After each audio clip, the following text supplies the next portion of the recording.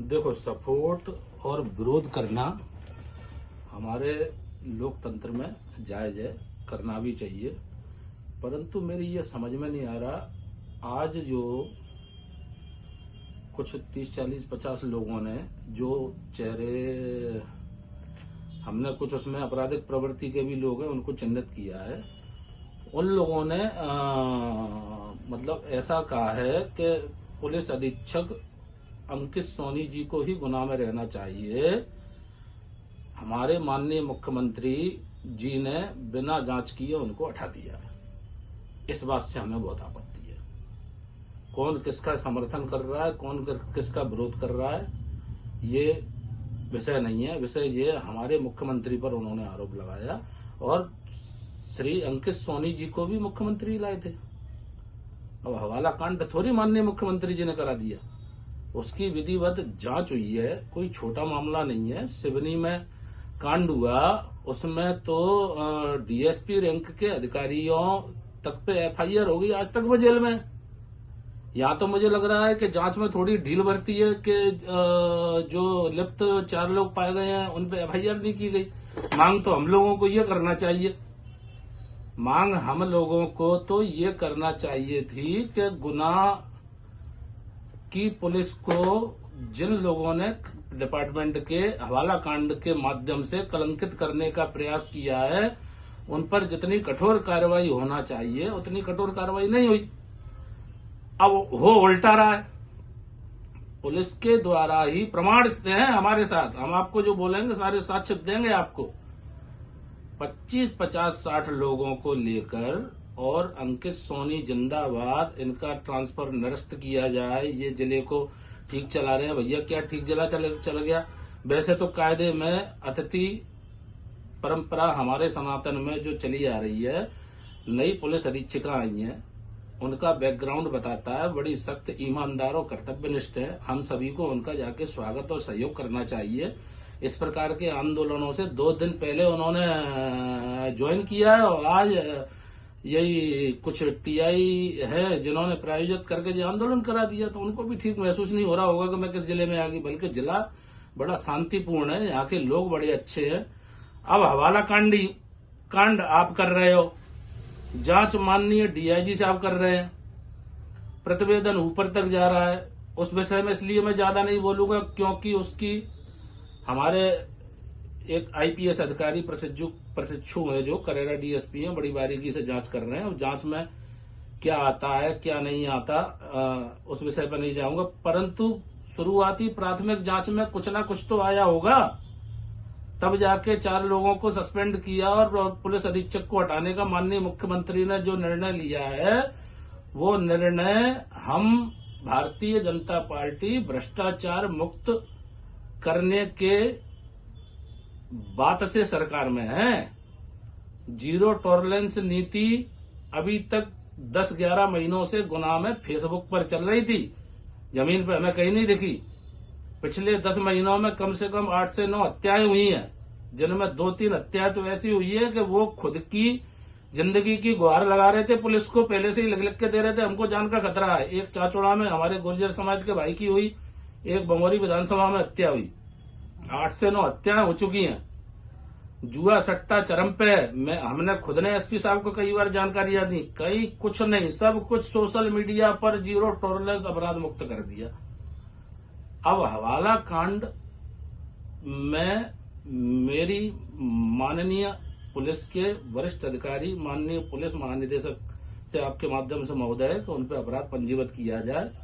और एसपी साहब की ढीलम डोल तो मैं एक प्रमाण सहित बता दूं कि गुना के टीआई श्रीमान सीपीएस चौहान, उन पे एसपी साहब का इतना प्रेम है कि उन्होंने हाई कोर्ट के आदेश का उल्लंघन किया। जिस अग्रिम जमानत को हाई कोर्ट निरस्त कर रहा है, उस आरोपी को वो नोटिस पे छोड़ रहे हैं, वो खुद ही न्यायाधीश हो रहे हैं। उस निलंबन के विरोध में वो डबल बेंच में गए टीआई, डबल बेंच ने यथावत रखा इस बात को। इस सारी न्यायालयीन प्रक्रिया में 2 से 2.5 से 3 महीने रहे, 3 महीने तक वो सस्पेंड रहे। सीपीएस चौहान 3 महीने तक पुलिस अधीक्षक महोदय से हमको ये शिकायत है कि आपने कोतवाली जैसा थाना बिना टीआई के रखा, बल्कि आपके पास लाइन में श्री मचल सिंह मंडोलिया, श्री प्रमोद साहू, श्री मनोज मेहरा, श्री नीरज राणा जैसे अनेकों योग्य टीआई उपलब्ध है। आप थानेदार टीआई रैंक का थाना सब इंस्पेक्टर से 3 महीने तक चलवा रहे हैं। इसको हम क्या समझें? ईमानदारी समझें? हवाला कांड तो अभी हुआ, ये कांड तो पहले से ही चले आ रहे हैं। भाई रावगढ़ थाना क्यों खाली है? वो सब इंस्पेक्टर से क्यों चलवा रहे हैं आप? क्यों नहीं वहां पे नगर निरीक्षक भेज रहे? आरन थाना क्यों खाली है? वो सब इंस्पेक्टर से आप लंबे समय से क्यों चलवा रहे हो? ये सारी बहुत सारी चीजें जो अव्यवस्थाएं जो 1 वर्ष में है, माननीय मुख्यमंत्री महोदय से कुछ छुपा नहीं है। मुख्यमंत्री महोदय का संकल्प है भ्रष्टाचार बिल्कुल भी मध्य प्रदेश में बर्दाश्त नहीं हो पाएगा। अगर भ्रष्टाचार सामान्य व्यक्ति करेगा उसके साथ भी वही कार्रवाई होगी, चाहे पुलिस अधीक्षक करे, चाहे डीएसपी करे, चाहे सब इंस्पेक्टर करे, चाहे टीआई करे, किसी को बख्शा नहीं जाएगा। तो ये तो प्रक्रिया किसी की शिकायत पे तो हुई नहीं है। तुमने ही जांच की, आपने ही पैसा पकड़ा, आपने ही सेटलमेंट किया, आप खुद ही उलझे हो। क्योंकि पुलिस अधीक्षक महोदय के नेतृत्व में ये स्वतंत्र छोड़ दिए गए थे।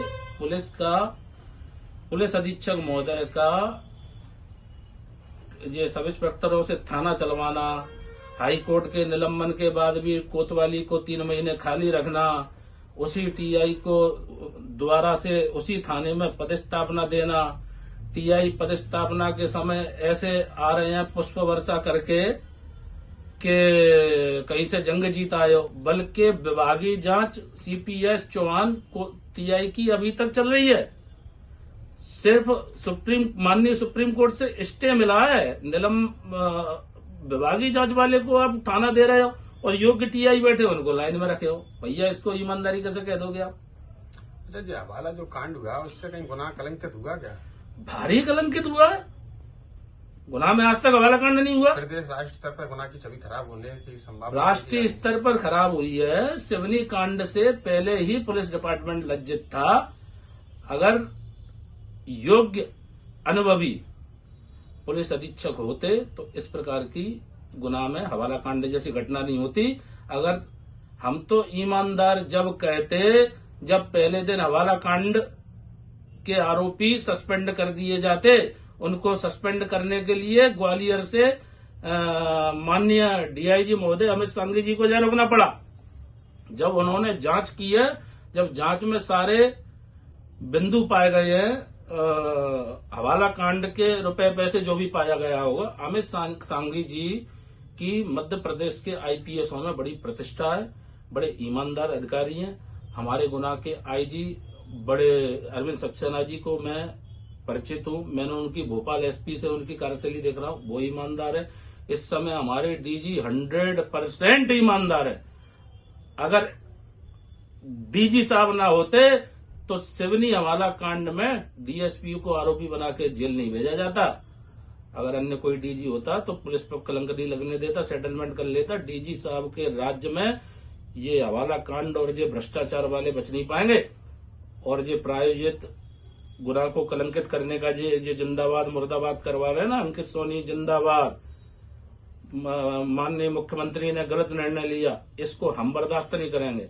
अगर हमारे मुख्यमंत्री पर कोई आरोप लगाएगा कि उन्होंने अंकित सोनी को हटा के गलत निर्णय किया, तो हम इतना बड़ा आंदोलन कर देंगे जो आज तक के गुना के जिले के इतिहास में कभी नहीं हुआ होगा। नवीन पुलिस अधीक्षक आए हैं हितिका मैम, इनसे आप लोग कानून व्यवस्था पर क्या आशा रखते हैं?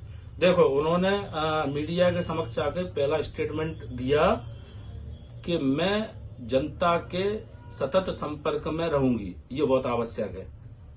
इससे उनका आईक्यू और बौद्धिक लेवल समझ सकते हैं।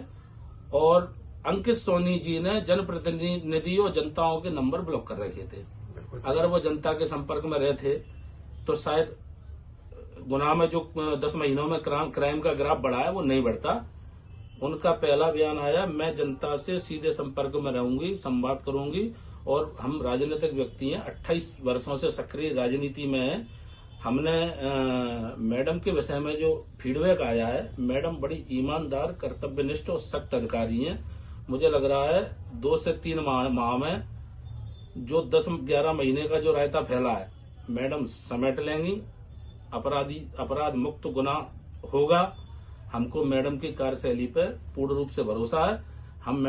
हम सामाजिक कार्यकर्ता, राजनीतिक कार्यकर्ता इस जिले को अपराध मुक्त करने में मैडम के साथ खड़े हैं।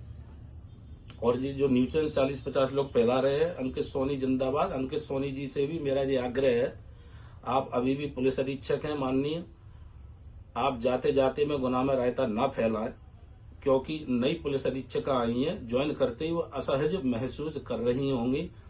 आप अभी भी बड़े स्थान पर सहायक पुलिस निरीक्षक के, महानिरीक्षक के दायित्व पर पहुंचे हैं और 2 महीने 4 महीने बाद कहीं ना कहीं जिले के एसपी बनेंगे, डीआईजी बनेंगे, आईजी बनेंगे। हमारी शुभकामनाएं डीजी बने, परंतु आप से जुड़े लोग जो टीआई आपके निकट रहे हैं, अगर आपकी सीडीआर निकलवा ली जाए, डीजी साहब निकलवा लें, तो ये 2-3-4 जो आपके निकट टीआई हैं, जिनको आपने सारे पावर दे दी थी, सर्वाधिक बात आपकी उन्हीं से निकलेगी अगर आपकी व्यवस्थित जांच हो गई। आप जाते जाते में पुलिस अधीक्षिका मैडम जो आई हैं उनको ताकत दे के जाए, ना कि जिस जिले में न्यूसेंस फैलाए ना। अगर आप चाहते तो आज जो अंकित सोनी जिंदाबाद, नवीन पुलिस अधीक्षक का जो आई हैं उनका कार्यकाल भी देखा जाए, हो सकता है कानून व्यवस्था में देखना अच्छा चाहिए। सुधार कर दें। आते ही इस प्रकार का आंदोलन अगर अंकित सोनी जी चाहते तो उसको रुकवा सकते थे। अंकित सोनी जी जिंदाबाद के नारे लगे हैं, इसका सीधा सीधा अर्थ है प्रायोजित है, उनके लोगों द्वारा किया गया है। वो चाहते तो रोक सकते थे, इसकी आवश्यकता नहीं थी। माननीय मुख्यमंत्री महोदय ने आदेश दे दिया, उसका सीधे पालन करो, ज्वाइन करो, जो नई व्यवस्था मिली है उसमें कार्य करो। ये गुनाह में फफूंद फैलाने का काम ना करें, मेरा उनसे निवेदन है। क्या सुनना है? वीडियो में दिखा है जो प्रदर्शन कर्मी थे जिनकी उम्र 15 से लेके और 30 साल के लगभग हो गई, ऐसे इतनी उम्र के लोग। हाँ, मैंने देखा है, मैं उनको जानता नहीं जी। मैं, आप लोग मुझे देख रहे हो, मैं 27 वर्षों से सक्रिय राजनीति में हूँ। 25 वर्ष विभिन्न पदों पर दायित्वों का मैंने निर्वहन किया है। मैं युवा मोर्चा का 2 बार जिला अध्यक्ष रहा और लंबे समय कईयों पदों पर रहा। और उनमें से कुछ लोग, मतलब 80-90% लोगों को तो हम जानते नहीं है, और उसमें कुछ क्रिमिनल भी हैं। जैसे कि आपकी उम्र के लोग तो शायद कम ही देखे। उसमें प्रतिष्ठित व्यक्ति कोई एक भी नहीं था जी। उसमें नामी ग्रामी व्यक्ति कोई एक भी नहीं था। इसका सीधा अर्थ है कि कोई भी शहर का प्रतिष्ठित और नामी ग्रामी व्यक्ति बिल्कुल भी नहीं चाहता कि अंकित सोनी गुनाह में रहे।